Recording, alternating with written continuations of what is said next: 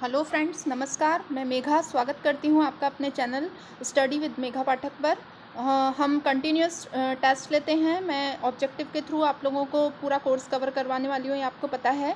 मनोविज्ञान के हम 4 टेस्ट ले चुके हैं। उन टेस्टों में मैंने जो सिद्धांत हैं उन्हें लिया है। सबसे पहले हमने रॉबर्ट एम गैने का सिद्धांत पढ़ा, फिर उसके बाद हमने थार्नडाइक के नियम पढ़े और उसके बाद हमने एक सिद्धांत और कंप्लीट कर लिया है और ये टेस्ट नंबर 5 है। इसमें मैं आपको निर्मितवाद कंप्लीट करवाऊंगी।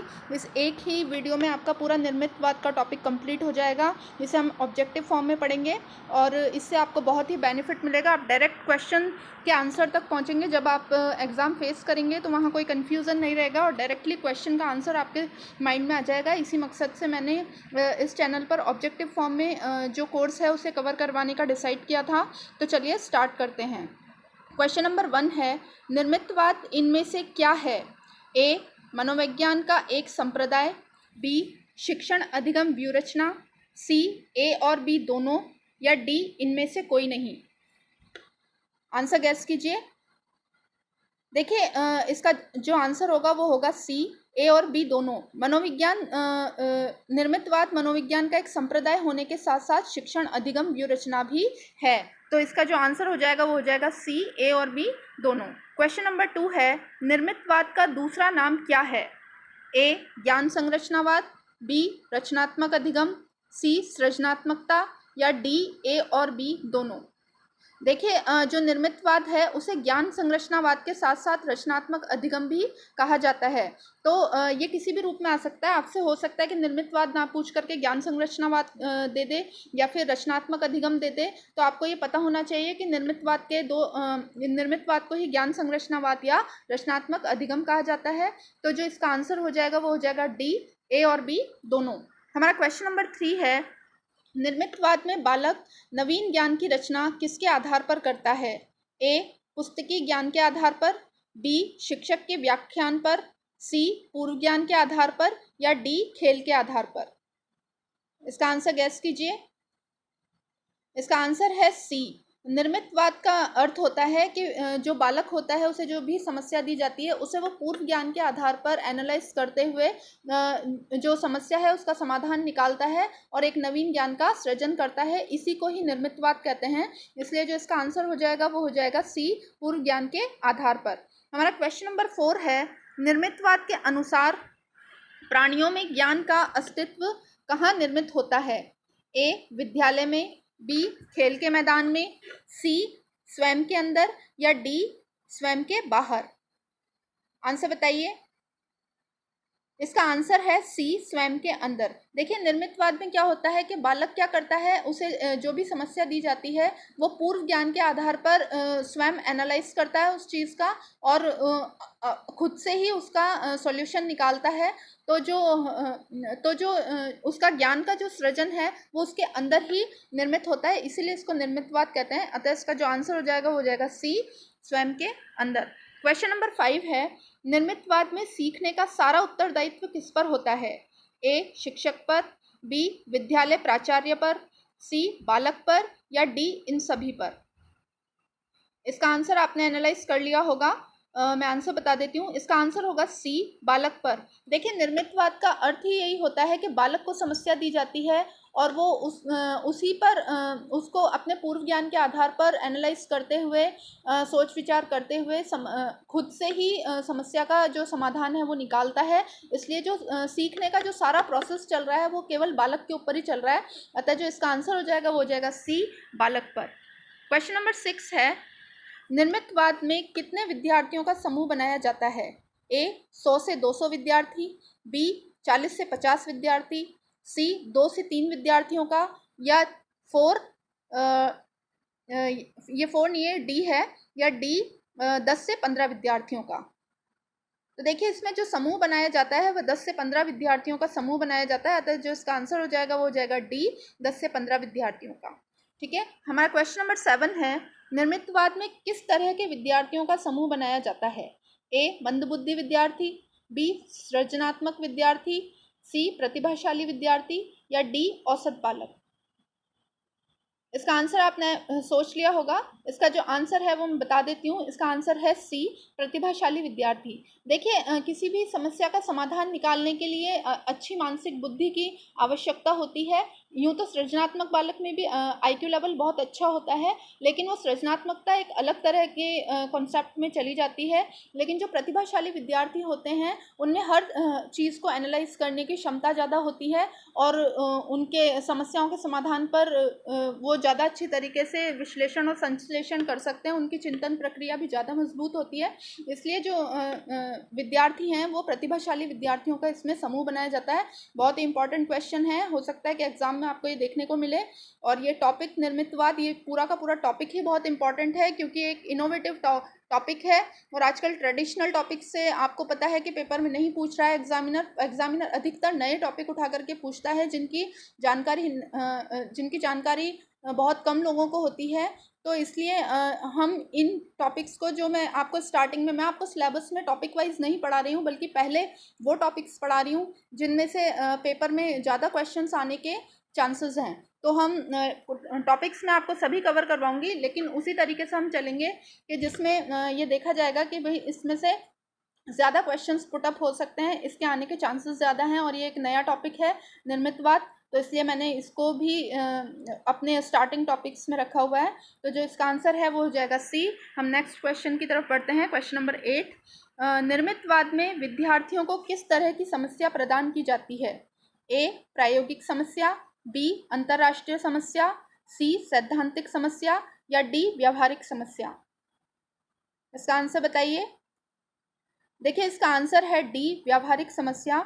निर्मितवाद में जो बालक होता है, जो प्रतिभाशाली बालकों का समूह बनाया जाता है, 10 से 15 प्रतिभाशाली बालकों का समूह, उसके अंतर्गत क्या होता है कि बालकों को एक व्यावहारिक समस्या दी जाती है, यानी कि रोज़मर्रा से रिलेटेड एक समस्या दी जाती है और विद्यार्थियों को उस पर विचार विमर्श करके चिंतन प्रक्रिया के थ्रू निष्कर्ष उसका निकालना होता है, उसका समाधान निकालना होता है। तो इसका जो आंसर है वो हो जाएगा डी, व्यावहारिक समस्या। हमारा क्वेश्चन नंबर 9 है, निर्मितवाद में समस्या का समाधान किसके द्वारा निकाला जाता है?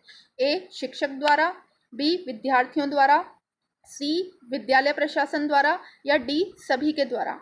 देखिए बहुत इंपॉर्टेंट क्वेश्चन है, इसे क्वेश्चन को आप मार्क कर लीजिए, लिख कर रख लीजिए, अपने माइंड में अच्छी तरीके से बिठा लीजिए। आपको जो करना है वो करिए, लेकिन बहुत इंपॉर्टेंट क्वेश्चन है, क्योंकि ये बिल्कुल आसान इसके ऑप्शंस हैं। हम माइंड में डायरेक्टली सोच लेते हैं कि शिक्षक निकालेगा या विद्यालय प्रशासन ही किसी समस्या का समाधान निकालेगा, इस तरीके का हमारे माइंड में आ जाता है ऑप्शन। तो बहुत कन्फ्यूज़न वाला क्वेश्चन है और बहुत ही ईजी क्वेश्चन भी है। तो इसका जो आंसर हो जाएगा वो बी हो जाएगा, विद्यार्थियों द्वारा। क्योंकि मैं पहले ही आपको बता चुकी हूँ कि निर्मितवाद का अर्थ ही यही होता है कि विद्यार्थियों को जो है वो एक व्यावहारिक समस्या प्रदान की जाती है और 10 से 15 विद्यार्थियों का समूह उस समस्या के ऊपर डिस्कशन करते हुए निष्कर्ष निकालता है। और वो जो निष्कर्ष है वो विद्यार्थियों के द्वारा स्वयं उनके पूर्व ज्ञान के आधार पर निकाला जाता है। इसलिए जो समस्या का समाधान है वो भी कौन निकालते हैं? विद्यार्थी ही निकालते हैं। तो जो इसका आंसर हो जाएगा वो बी हो जाएगा, विद्यार्थियों द्वारा। हमारा नेक्स्ट क्वेश्चन है क्वेश्चन नंबर 10, निर्मितवाद में शिक्षक की भूमिका कैसी होती है? ए, सहजकर्ता या सुविधा प्रदाता की, बी, निर्देशक की, सी, सहयोगी की, या डी, इनमें से किसी का भी इससे संबंध नहीं होता। बताइए आंसर।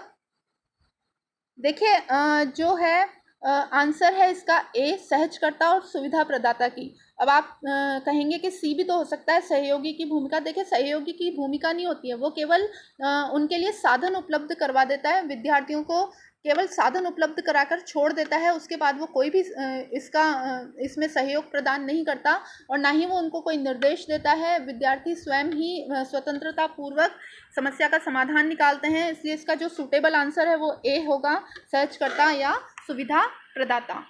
क्वेश्चन नंबर 11 है, यदि छात्र समूह में बैठकर किसी समस्या पर चर्चा कर रहे हैं एवं स्वयं ही समस्या का निष्कर्ष या समाधान निकालते हैं तो ये निम्न में से है? ए, समूह चर्चा, बी, मल्टीमीडिया उपागम, सी, पैनल परिचर्चा, या डी, निर्मितवाद। देखिए इसमें एक लाइन आ रही है, स्वयं ही समस्या का निष्कर्ष निकालते हैं। समूह चर्चा हो सकती थी या अगर स्वयं ही विद्यार्थी निष्कर्ष ना निकालते। उसमें विद्यार्थियों समूह चर्चा के अंतर्गत विद्यार्थियों का जो समूह बनाया जाता है उसके अंदर एक डिबेट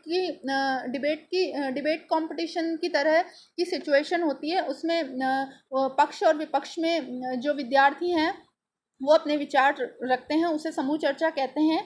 पैनल परिचर्चा के अंतर्गत क्या होता है कि उसमें विद्यार्थियों का समूह नहीं बनाया जाता है, जबकि कोई एक्सपर्ट लाया जाता है या फिर कोई एक मीडिया कर्मी भी लाया जाता है या विद्यालय के जो शिक्षकगण हैं उनके अंतर्गत होता है पैनल परिचर्चा। और ज़रूरी नहीं है कि पैनल परिचर्चा में जो चर्चा के लिए व्यक्ति है वो वहीं पर उपस्थित हो, क्योंकि पैनल परिचर्चा आजकल वीडियो कॉन्फ्रेंसिंग के माध्यम से भी होने लगी है। लेकिन जो निर्मितवाद है उसके अंतर्गत ऐसा नहीं होता। इसलिए ये जो पूरी सिचुएशन है जिसमें विद्यार्थी समूह में बैठकर समस्या पर चर्चा भी कर रहे हैं और स्वयं ही निष्कर्ष निकाल रहे हैं, ये सारा इंडिकेशन किसकी तरफ हो जाएगा? डी की तरफ हो जाएगा, यानी कि निर्मितवाद की तरफ। तो जो इसका आंसर हो जाएगा वो हो जाएगा डी, निर्मितवाद। क्वेश्चन नंबर 12 है, कौन सा मनोवैज्ञानिक निर्मितवाद से संबंधित नहीं है? A Lev Vygotsky, B Goodenough, C Spearman या जीन पियाजे। देखिए मनोविज्ञान जो निर्मितवाद से संबंधित मनोवैज्ञानिक हैं वो हैं Lev Good Nelson, Jean J Albert Gardner. Lev से लेव वाइगोत्स्की, गुड से गुडेनफ, नेल्सन गुडेनफ और नेल्सन जीन पियाजे, Lev Good Nelson, Jean J Jerome Bruner, जैसे Jean J Albert Bandura, Albert Gardner, Harvard Gardner. तो ये सारे मनोवैज्ञानिक हैं वो हैं निर्मितवाद से रिलेटेड हैं। मैंने इसकी एक की बना ली है और आप भी चाहें तो इसी की को फॉलो कर सकते हैं, Lev Good Nelson, Jean J Albert gardener. तो इसके अंतर्गत हम देखते हैं कि सी स्पीयरमैन इसमें नहीं आ रहा है, तो जो इसका आंसर हो जाएगा, और ये यही पूछ रहा है कि कौन सा मनोवैज्ञानिक संबंधित नहीं है, तो इसका जो आंसर हो जाएगा वो हो जाएगा सी स्पीयरमैन। हमारा नेक्स्ट क्वेश्चन है क्वेश्चन नंबर 13, निर्मितवाद का प्राथमिक उद्देश्य क्या है? ए बालकों के मध्य संघर्ष पैदा करना, बी बालकों में एक दूसरे से सहयोग की प्रवृत्ति विकसित करना, सी बालकों को मानसिक रूप से कमज़ोर बनाना, या डी ये सभी।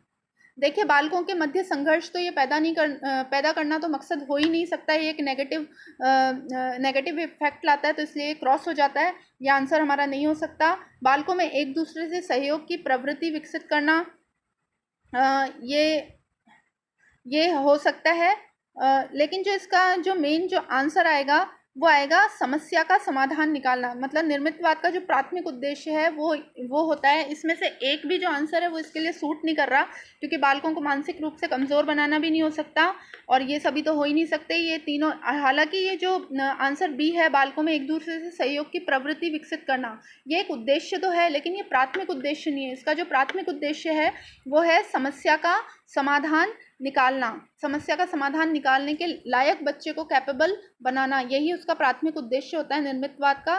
तो आप इसका आंसर अलग से नोट करके रख लीजिए कि जो निर्मितवाद का जो प्राथमिक उद्देश्य है वो है बालकों को समस्या समाधान निकालना या उसका निष्कर्ष निकालना सिखाना।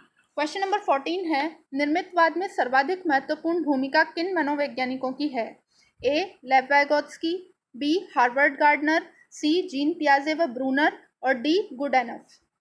देखिए सर्वाधिक महत्वपूर्ण, हालांकि ये सारे के सारे निर्मितवादी हैं, मैंने अभी आपको बताया लेव Good Nelson, Jean J Albert gardener, ये सारे के सारे निर्मितवादी हैं, लेकिन जो इसने पूछा है कि सर्वाधिक महत्वपूर्ण भूमिका किन मनोवैज्ञानिकों की है, तो वो जो आंसर है वो हो जाएगा हमारा सी, जीन पियाजे और ब्रूनर ने इसमें सर्वाधिक महत्वपूर्ण भूमिका निभाई है। हमारा नेक्स्ट क्वेश्चन है क्वेश्चन नंबर 15, कौन सा निर्मितवाद का प्रकार नहीं है?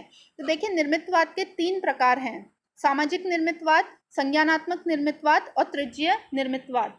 तो ऑब्वियसली जो आंसर हो जाएगा वो हो जाएगा डी, क्रियात्मक निर्मितवाद। तो क्रियात्मक निर्मितवाद जो है वो निर्मितवाद का कोई प्रकार नहीं है, बल्कि ये तीनों निर्मितवाद के प्रकार हैं, यानी कि ABC निर्मितवाद के प्रकार हैं और डी नहीं है। तो क्वेश्चन नंबर 16 है, सामाजिक निर्मितवाद से संबंधित मनोवैज्ञानिक है? A Jerome Bruner, B Lev Vygotsky, C Gardner, Harvard Gardner है ये, और डी थार्नडाइक।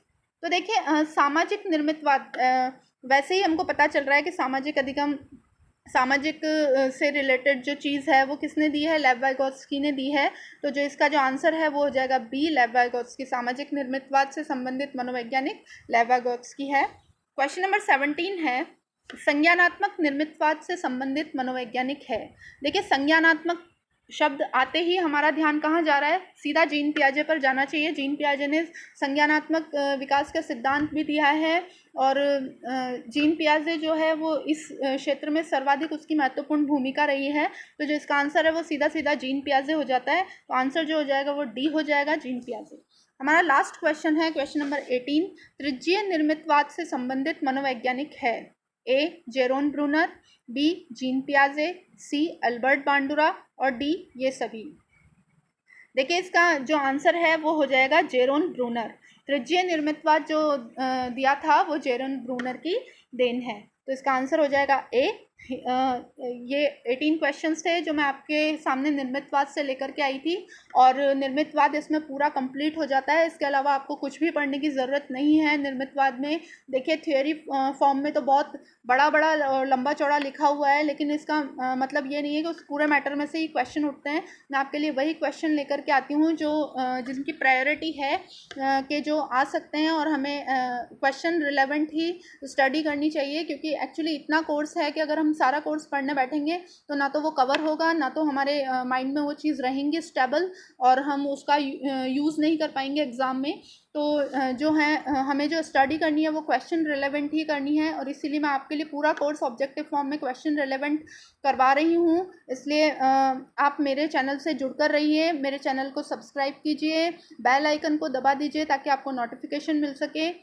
मेरे वीडियो को लाइक कीजिए, दोस्तों के साथ शेयर कीजिए। जो भी आपके फ्रेंड्स पढ़ रहे हैं, रीट की प्रिपरेशन कर रहे हैं या अदर स्टेट के टैट एग्ज़ाम्स की प्रिपरेशन कर रहे हैं, उनके लिए चैनल बहुत यूज़फुल है। आप प्लीज़ इसे फॉलो कीजिए और अपने दोस्तों के साथ भी इसे शेयर कीजिए। मैं नेक्स्ट वीडियो में फिर से आपके लिए एक सिद्धांत लेकर के आऊँगी और हम आगे इसी तरीके से कोर्स को चलाएंगे। नेक्स्ट वीडियो में मिलते हैं। नमस्कार।